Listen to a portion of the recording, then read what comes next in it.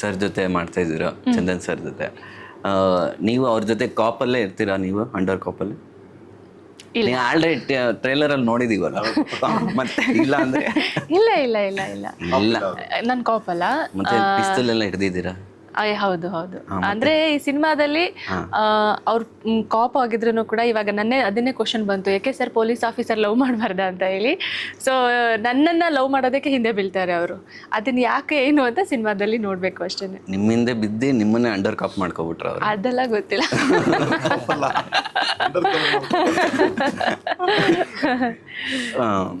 ಅಂದ್ರೆ ಹೇಗಿರುತ್ತೆ ನಿಮ್ಮ ಪಾತ್ರ, ಅವ್ರ ಪಾತ್ರ? ಸೀರಿಯಸ್ ಆಗಿ ಇರುತ್ತಾ? ಏನಾದ್ರು ಲವ್ ಆ ಥರದ್ದು ಏನಾದ್ರು? ಇಲ್ಲ, ನಮ್ದು ಲವ್ ಟ್ರ್ಯಾಕ್ ಹೋಗುತ್ತೆ. ನಮ್ದು ಸೀರಿಯಸ್ ಕ್ಲೈಮ್ಯಾಕ್ಸ್ ಅಲ್ಲಿ ಆಗುತ್ತೆ, ಹೌದು. ಬಟ್ ಅಲ್ಲಿ ಅದಕ್ಕಿಂತ ಮುಂಚೆ ಅವ್ರು ನನ್ನ ಲವ್ ಮಾಡ್ತಾ ಇರ್ತಾರೆ. ಸೊ ನಾನು ಅವ್ರನ್ನ ಲವ್ ಮಾಡೋದಂದ್ರೆ ಇಬ್ರು ಲವ್ ಬರ್ಡ್ಸ್ ತರ ತೋರಿಸಿದ್ದಾರೆ. ಬಟ್ ಟ್ರೇಲರಲ್ಲಿ ಎಲ್ಲೂ ಲವ್ ಬರ್ಡ್ಸ್ ತರ ನಿಮ್ಮನ್ನು ತೋರಿಸಬಾರದು. ನಮ್ಮ ಸಿನಿಮಾ ಸಸ್ಪೆನ್ಸ್ ಥ್ರಿಲ್ಲರ್ ಇರೋದ್ರಿಂದ ಎರಡೂ ಹೋಗ್ತಾ ಇರುತ್ತೆ. ಈ ಕಡೆ ಸಸ್ಪೆನ್ಸ್ ಥ್ರಿಲ್ಲರು ಪ್ಲಸ್ ನಿಮಗೆ ಲವ್ದೊಂದು ಟ್ರ್ಯಾಕ್ ಹೋಗ್ತಾ ಇರುತ್ತೆ. ಸೊ ಕೆಲವೊಂದು ಪ್ರಶ್ನೆನೂ ಬಂತು, ನವರಸನ್ ಅವರೇನ ನೀವೇನ ಸೂತ್ರಧಾರಿ ಅಂತ. ಸೊ ಆ ಥರ ಎಲ್ಲ ಟ್ವಿಸ್ಟ್ಗಳಿದೆ. ಅದು ನೀವು ಏನ್ ಅನ್ಕೊಂತೀರ ಅದು ಆಗೋದಿಲ್ಲ ಅಷ್ಟೇ, ಆ ಥರ ಇರುತ್ತೆ. ಪ್ರತಿಯೊಬ್ಬರು ಅವ್ರವ್ರಿಗೆ ವಿವೇಚನೆಗೆ ಬಿಟ್ಟಿದ್ದು. ಸರ್, ಇವರು ಆಲ್ರೆಡಿ ಹೀರೋ, ಪ್ರೊಡ್ಯೂಸರ್, ಡೈರೆಕ್ಟರ್ ಎಲ್ಲ ಸೀನಿಯರ್. ಅವರು ಆಲ್ರೆಡಿ ಸೀನಿಯರ್, ನೀವು ಆ್ಯಕ್ಚುಲಿ ಜೂನಿಯರ್. ನಾನೇ ಜೂನಿಯರ್. ನೀವೇ ಫಸ್ಟ್ ಸಿನಿಮಾ ಅಲ್ಲ ಹೀರೋ ಆಗಿ? ಹೀರೋ ಆಗಿ ಜೂನಿಯರ್, ಹೀರೋ ಆಗಿ ಜೂನಿಯರ್, ಸಿನಿಮಾ ಜೂನಿಯರ್. ಸೊ ಈ ಸೀನಿಯರ್ ಜೊತೆ ಕೆಲಸ ಮಾಡಿದ ಅನುಭವ ಹೇಗಿತ್ತು? ಇಲ್ಲ, ಚೆನ್ನಾಗಿತ್ತು. ಅವ್ರು ತುಂಬಾ ಟೆಕ್ನಿಕಲಿ ತುಂಬಾ ಸ್ಟ್ರಾಂಗ್ ಇದ್ದಾರೆ. ನವರಸನ್ ಅವರು ಸಖತ್ ಪಾಠ ಕಲ್ತಿದ್ದಾರೆ. ಅವರು ಹಿಂದೆ ಮಾಡಿರೋ ಸಿನಿಮಾಗಳಲ್ಲಿ ಎಲ್ಲಾ ತರಾನು ಕಲ್ತ್ಬಿಟ್ಟಿದ್ದಾರೆ. ಎಲ್ಲೆಲ್ಲಿ ಏನೇನೋ ಪೋಲ್ ಆಗುತ್ತೆ ದುಡ್ಡು, ಎಲ್ಲಿ ಸೇವ್ ಮಾಡಬೇಕು, ಎಲ್ಲಿ ನಿಜವಾಗ್ಲೂ ಖರ್ಚು ಮಾಡಬೇಕು, ಎಲ್ಲಿ ಖರ್ಚು ಮಾಡಬಾರ್ದು ಅನ್ನೋದು ತುಂಬ ಚೆನ್ನಾಗಿ ತಿಳ್ಕೊಂಡಿದ್ದಾರೆ. ಸೊ ಹಾಗಾಗಿ ಅವರು ಪ್ಲ್ಯಾನ್ ಆಗಿರ್ಬೋದು, ಅವತ್ತಿನ ಶೂಟ್ಸ್ಗಳಾಗಿರ್ಬೋದು, ಕ್ವಿಕ್ಕಾಗಿ ಪಕ್ಕಾ ಪ್ಲ್ಯಾನಿಂಗ್ ಆಗಿ ಅದ್ರ ಜೊತೆಗೆ ನಿಂತಿದ್ದು ನಮ್ಮ ಡೈರೆಕ್ಟರ್ ಕಿರಣ್ ಅವರು. ಸೊ ಅವ್ರಿಗೆ ಒಳ್ಳೆ ಸಾಥ್ ಅವರು ಸಿಕ್ಕಾಬಟ್ಟೆ. ಇಬ್ರು ಸೇರಿಕೊಂಡು ಅದು ಎಷ್ಟು ಪಾಪ ಕಿರಣಿಗೆ ಗೋಳಿ ಕಂಡಿದಾರ ಗೊತ್ತಿಲ್ಲ. ಎಲ್ಲೆಲ್ಲಿ ಕಮ್ಮಿ ಮಾಡಬೇಕು ಡೈರೆಕ್ಟರ್ಗೆ ಹಾಕಿ. ಅಲ್ಲ, ಎಷ್ಟು ಸೀನ್ ಬೇಕು, ಇವತ್ತೇನು ಶೂಟ್ ಮಾಡಬೇಕು ಅಷ್ಟನ್ನೇ ಮಾತ್ರ ಮಾಡ್ತಾ ಇದ್ರು. ಎಕ್ಸ್ಟ್ರಾ ಏನೂ ಕೂಡ ಮಾಡ್ತಾ ಇರ್ಲಿಲ್ಲ. ಯಾಕೆಂದ್ರೆ ಅವ್ರು ಏನೇ ಗೋಳಿಕೊಂಡಿದ್ರು ಕಿರಣ್ಗೆ ಒಂದ್ ಸ್ವಲ್ಪನೂ ಸಣ್ಣ ಆಗಿಲ್ಲ ಕಿರಣ್. ಊಟ ತಿಂಡಿ ಅದ್ರಲ್ಲಿ ಗೊತ್ತಾಯ್ತು, ಊಟ ತಿಂಡಿಗೆ ಏನ್ ತೊಂದರೆ ಏನ್ ಕಮ್ಮಿ ಮಾಡಿಲ್ಲ.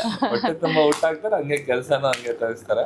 ಸೊ ಆತರ ಸಾರಿ ಎಲ್ಲರನ್ನು ಆತರ ಯುಟಿಲೈಸ್ ಮಾಡ್ಕೊಂಡಿದ್ದಾರೆ. ಸಿನಿಮಾಗೆ ಏನ್ ಬೇಕು ಟೆಕ್ನಿಷಿಯನ್ ಟೀಮ್ ಇಂದನೂ ಅಷ್ಟೇನೆ, ನಮ್ಮ ಆರ್ಟಿಸ್ಟ್ಗಳಿಂದನೂ ಅಷ್ಟೇನೆ. ಸೊ ಒಳ್ಳೆಯ ಎಕ್ಸ್ಪೀರಿಯನ್ಸ್ ನವರಸನ್ ಸರ್ ಜೊತೆ ನಾವು ಕೆಲಸ ಮಾಡಿದ್ದು. ಸರ್, ಇನ್ನೊಂದು ಪ್ರಶ್ನೆ. ಇದೆಲ್ಲ ಓವರ್ ಅಂದರೆ ನಿಮ್ಮದು ಆಲ್ರೆಡಿ ವಿದ್ಯಾರ್ಥಿನಿಯಲ್ಲಿ ನಿಮ್ಮ ಆ್ಯಕ್ಟಿಂಗ್ ಸ್ಕಿಲ್ ನಾನು ನೋಡಿದ್ದೀನಿ. ಮತ್ತು ರೀಸೆಂಟಾಗಿ ವೀರಚಂದ್ರ ಹಾಸದೆಲ್ಲ ಈ ಎಲ್ಲ ಆ್ಯಕ್ಟಿಂಗು ನೀವು ಮ್ಯೂಸಿಕ್ ಮಾಡಬೇಕಾದ್ರೆ ಒಂದು ಪ್ರಿಪ್ರೇಷನ್ ಅಂತ ಇರುತ್ತೆ. ಈ ಆ್ಯಕ್ಟಿಂಗ್ ಅಂತ ಬಂದಾಗ ಹೇಗೆ ಪ್ರಿಪ್ರೇಷನ್ ಮಾಡ್ತಿದ್ರಿ? ಈಗ ನನಗಿದು ಹೊಸ ಫೀಲ್ಡು ಆಯಿತಾ. ಫಸ್ಟ್ ಮಾಡಿದ್ದು ಎಲ್ರ ಕಾಲ ಎಳಿತೆ ಕಾಲ ಸುಜಯ್ ಶಾಸ್ತ್ರಿ ಅವ್ರ ಜೊತೆ. ಅವರು ಏಕ್ದಮ್ ತೊಗೊಂಡೋಗ್ಬಿಟ್ಟು 1980s ಇರುವಂಥ ಒಬ್ಬ ಗೌರ್ಮೆಂಟ್ ಎಂಪ್ಲಾಯಿ ಕ್ಯಾರೆಕ್ಟರ್ ಕೊಟ್ಬಿಟ್ರು. ಅಲ್ಲಿಗೆ ದಪ್ಪ ಆಗಿದೆ.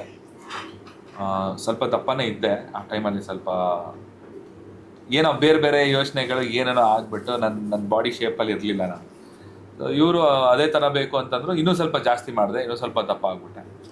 ಆ ಶೂಟಿಂಗ್ ಎಲ್ಲ ಮುಗಿಸ್ಕೊಂಡೆ. ಕರೆಕ್ಟಾಗಿ ಇವ್ರು ಬಂದು ಹಿಂಗೆ ಕತೆ ಹೇಳಿದ್ರು, ಪೊಲೀಸ್ ಕ್ಯಾರೆಕ್ಟರ್ ಅಂತ. ಬಟ್ ನನ್ಗೆ ಗೊತ್ತಾಗೋಯ್ತು ಈಗಿರೋ ಬಾಡಿ ಶೇಪಲ್ಲಿ ನಾನು ಪೊಲೀಸ್ ಥರ ಕಾಣಿಸಲ್ಲ ಅಂತ.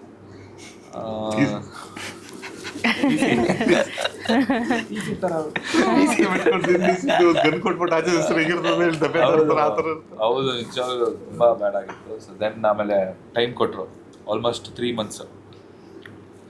3 months ಅಲ್ಲ, ಬರೀ 45 days. 45 days. 45 days ಸಣ್ಣ ಆಗ್ಬಿಟ್ರು. ಓ ಎಸ್, ನಾನು ಮರ್ತ್ಬಿಟ್ಟಿದ್ದೆ, ಸಾರಿ. ಸೊ 45 days ಅಲ್ಲಿ ಅಂದ್ರೆ ಇಮ್ಮಿಡಿಯೇಟ್ ಅವರು ನಾವು ಕೊಟ್ಟಿದ ತಕ್ಷಣ ಪರ್ಸನಲ್ ಟ್ರೈನಿಂಗ್ ತಗೊಂಡು ಅಂದರೆ ಹಿಂಗೆ ಅಂದರೆ ನಾನು ಹೇಳಿದ್ನಲ್ಲ, ಒಂದು ಡೆಡಿಕೇಶನ್ ನನಗೆ ಇಷ್ಟ ಆಯಿತು ಅನ್ನೋದು. ಪ್ರತಿಯೊಂದು ಸ್ಕ್ರಿಪ್ಟಿಂದ ಹಿಡಿದು ಆಮೇಲೆ ಬಂದು ಸ್ಕ್ರಿಪ್ಟ್ ಕೂತ್ಕೊಳ್ಳೋರು ಆಫೀಸಲ್ಲಿ ಕೂತ್ಕೊಂಡು ಎಲ್ಲ ಡಿಸ್ಕಷನ್ನು, ಸೀನ್ ಡಿಸ್ಕಷನ್ ಆ ಥರ. ಇದರಲ್ಲೂ ಅಷ್ಟೇ, ವರ್ಕೌಟಲ್ಲಿ ಆಗ್ಬೋದು, ಡಯಟಲ್ಲಿ ಆಗ್ಬೋದು. ಡಯಟ್ ಮಾಡಬೇಕು ಅಂತ ಡಿಸೈಡ್ ಆದರೆ ಯಾರ ಮಾತು ಕೇಳಲ್ಲ. ಅವರು ಅವ್ರ ಬಾಡಿಗೆ ಅವ್ರು ಏನು ಬೇಕು, ಯಾವ ಥರ ಬೇಕೋ ಆ ಥರ. ಆ ಪೊಲೀಸ್ ಕ್ಯಾರೆಕ್ಟರ್ಗೆ ಏನು ಬೇಕೋ ಅದು ಮಾಡಿದೆ. ಆಮೇಲೆ ಇನ್ನೊಂದೇನು ಅದರಲ್ಲಿ ಹಿಂದೆ ಪೋಸ್ಟಲ್ಲಿ, ನಿಮ್ಮ ಹಿಂದೆ ಇರೋ ಪೋಸ್ಟಲ್ಲಿ ನಾನು ಪೊಲೀಸ್ ಡ್ರೆಸ್ ಹಾಕೊಂಡಿದ್ದೇನಲ್ವ, ಯೂನಿಫಾರ್ಮು. ಅದು ಆ್ಯಕ್ಚುಲಿ ನಮ್ಮ ಪ್ರೊಡ್ಯೂಸರ್ ಅವ್ರಿಗೆ ಮಾಡಿಸ್ಕೊಂಡಿರೋದು ಯೂನಿಫಾರ್ಮ್ ಅದು. ಹ್ಮ್ ಅವ್ರಿಗೆ ಖುಷಿ, ಅವ್ರಿಗೆ ನಾನು ಪೊಲೀಸ್ ಆಗ್ಬೇಕಂತ ಬಹಳ ಆಸೆ ಇತ್ತಂತ ಓಕೆ ಓಕೆ ಅವ್ರು ಚಿಕ್ಕ ವಯಸ್ಸಲ್ಲಿ ಆಸೆ ಇತ್ತು. ನನಗೆ ಅದು ಪೊಲೀಸ್ ಕ್ಯಾರೆಕ್ಟರ್ ಯಾವ ಸಿಕ್ಕಿಲ್ಲ.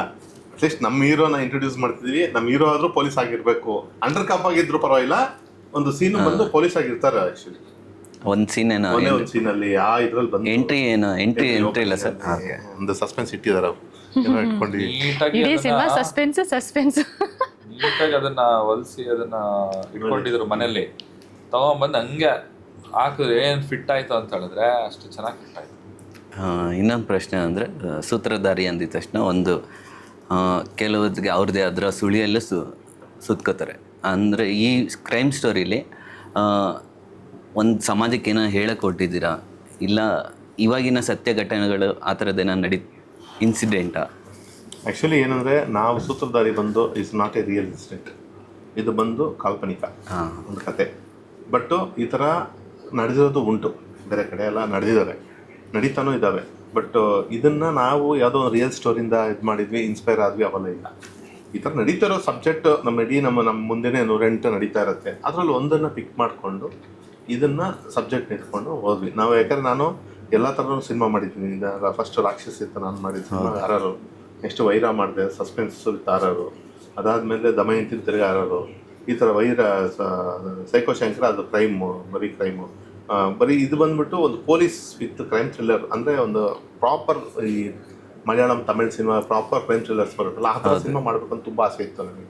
ಕಿರಣ್ ಕತೆ ಹೇಳಿದ ತಕ್ಷಣ ನನಗೆ ಇದನ್ನು ಅಪ್ಲೈ ಮಾಡಿ ಸಿನಿಮಾ ಮಾಡಬೇಕು ಅಂತ ಡಿಸೈಡ್ ಆದ್ವಲ್ಲ.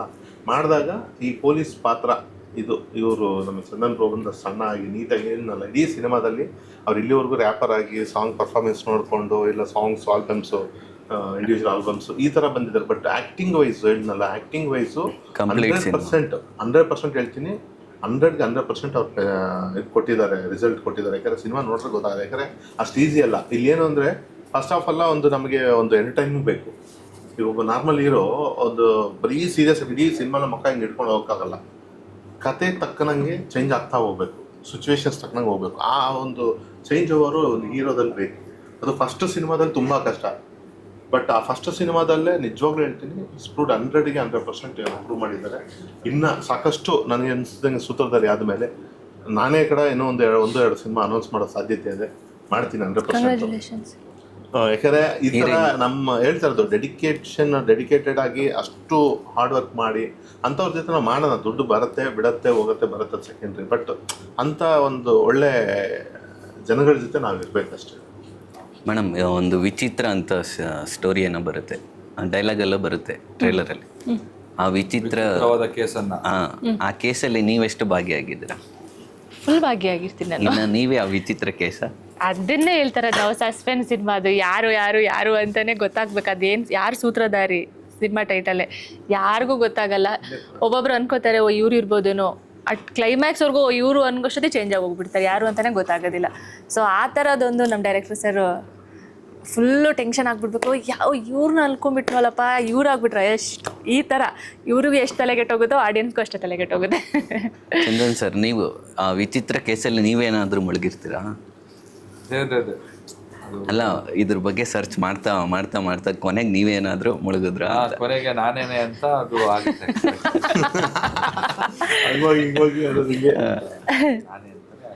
ಅಲ್ಲಿ ನೋಡಿ, ಅಲ್ಲೊಂದು ಪೋಸ್ಟರ್ ಇಟ್ಟಿದ್ದೀರಲ್ಲ, ಇದೆಯಲ್ಲ ಹಿಂದ್ಗಡೆ ಪೋಸ್ಟರ್ ನೋಡಿ, ಗನ್ನು ಕಾನೂನು ಅವ್ರ ಕೈಯಲ್ಲೇ ಇದೆ, ಬೇಡಿನೂ ಅವ್ರ ಕೈಯಲ್ಲಿ ಇಟ್ಟಿದ್ದಾರೆ. ಸೊ ಇರ್ಬೋದು ಅವರೇ. ಆಡಿಯನ್ಸ್ ಕೇಳಿಸ್ಕೊಳ್ಳಿ, ಅದು ಚಂದನ್ ಅವರೇ. ಸೂತ್ರಧಾರಿ ಚಂದನ್. ಏನ್ ಡಬಲ್ ಶೇಡ್ ಏನಾದ್ರು ಇದೆಯಾ ಸರ್? ಡಬಲ್ ಆಕ್ಟಿಂಗ್ ಏನಾದ್ರು? ನಾನು ನಮ್ಮ ಅಣ್ಣ ಆತರ. ಯಾಕಂದ್ರೆ ವಿದ್ಯಾರ್ಥಿನಿಯರನ್ನ ನೋಡಿದ್ದೀನಿ, 3-4 ಶೇಡ್ ಎಲ್ಲ ಬಂದು ಹೋಗ್ಬಿಟ್ಟಿದ್ರಿ. ಇಲ್ಲಿ ಏನಾದ್ರು ಡಬಲ್ ಆಕ್ಟಿಂಗು ಆ ಥರದ್ದೆಲ್ಲ ಬರ್ಬೋದಾ ಅಂತ ಸ್ವಲ್ಪ ಆ ಥರ ಕರೆಕ್ಟಾಗಿ ಗೆಸ್ ಮಾಡೋದು. ತಮ್ಮ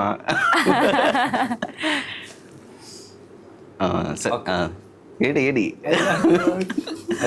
ಹೇಳಕ್ ಬಂದ್ರಿ?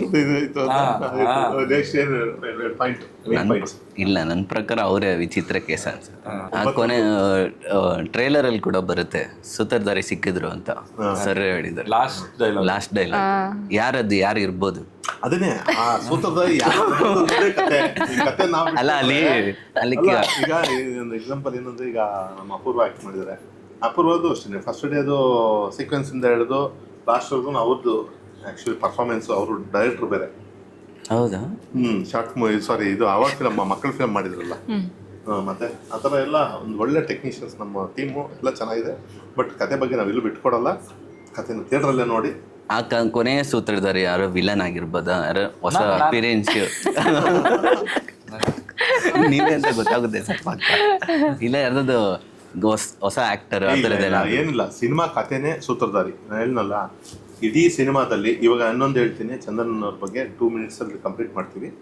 ನಮ್ಮ ಚಂದನ್ ರಾವ್ ಬಂದ್ಬಿಟ್ಟು ಪ್ರತಿಯೊಬ್ಬರು ಹೊಸದಾಗಿ ಬರೋವಾಗ ನಮ್ಗೆ ಇಷ್ಟು ಆ್ಯಕ್ಷನ್ಸ್ ಬೇಕು, ಇಷ್ಟು ಫೈಟ್ಸ್ ಬೇಕು, ನನಗೆ ಈ ಥರ ಇರಬೇಕು, ನನ್ನ ಎಂಟ್ರಿ ಹಂಗಿರ್ಬೇಕು ಹಿಂಗಿರ್ಬೇಕು ಅಂತೆಲ್ಲ ಇಷ್ಟ ಮಾಡ್ತಾರೆ. ಅವ್ರು ಒಂದೇ ಮಾತು ಹೇಳಿದ್ರು, ಕತೆಗೆ ಏನು ಅವಶ್ಯಕತೆ ಇದೆ ಅಷ್ಟು ಮಾತ್ರ ಮಾಡಿ, ಕತೆ ಬಿಟ್ಟು ಆಚೆ ಹೋಗ್ಬಿಟ್ಟಿದ್ರು. ಒಂದೇ ಒಂದು ಸೀಕ್ವೆನ್ಸ್ ಮಾತ್ರ ನನಗೋಸ್ಕರ ಅವ್ರು ಮಾಡಿದ್ದಾರೆ.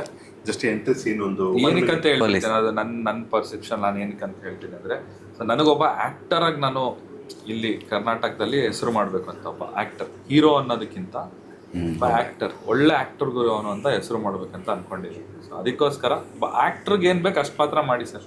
ಒಂದು ಹೀರೋ ಕ್ಯಾರೆಕ್ಟರ್ ಅಂತಂದಾಗ ಅದಕ್ಕಾದಂಥ ಫ್ಯಾನ್ ಫಾಲೋಯಿಂಗ್ ಇರುತ್ತೆ, ಅವ್ರನ್ನ ಹಂಗೆ ವಿಜೃಂಭಣೆಯಿಂದನೇ ನೋಡಬೇಕು ಅವ್ರನ್ನ. ಸೊ ಅವ್ರಿಗೆ ಹಂಗೆ ಬರಲಿಲ್ಲ ಅಂತಂದರೆ ಜನಕ್ಕೆ ಬೇಜಾರಾಗುತ್ತೆ ಹೀರೋ ಆ ಥರ ಕ್ಯಾರೆಕ್ಟರ್.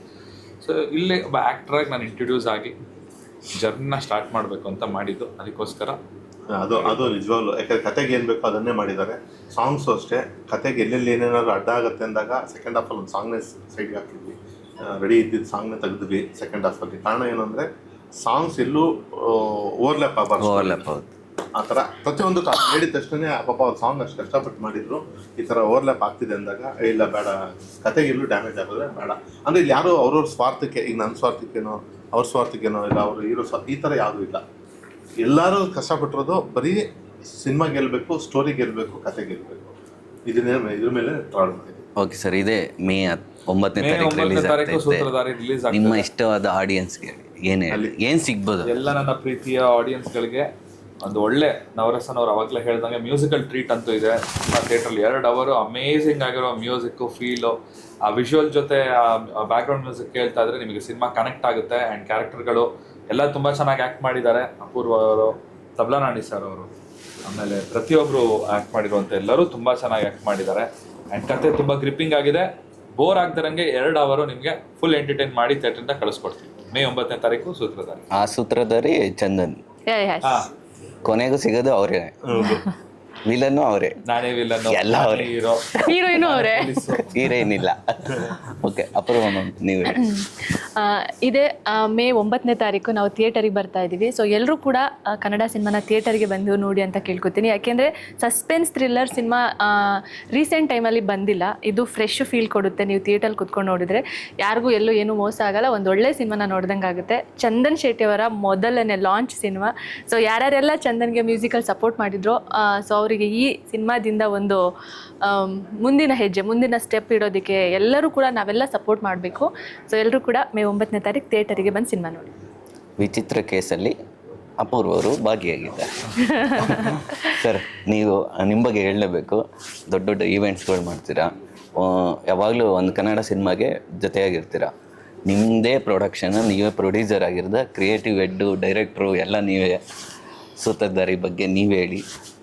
ಅಂದರೆ ಸಿನಿಮಾ ಪ್ರೊಡಕ್ಷನ್ ನಾವು ಮಾಡಿದ್ದೀನಿ. ಡೈರೆಕ್ಟರ್ ಕಿರಣ್ ಕುಮಾರ್ ಆರ್ ನಮ್ಮ ಹುಡುಗನೇ.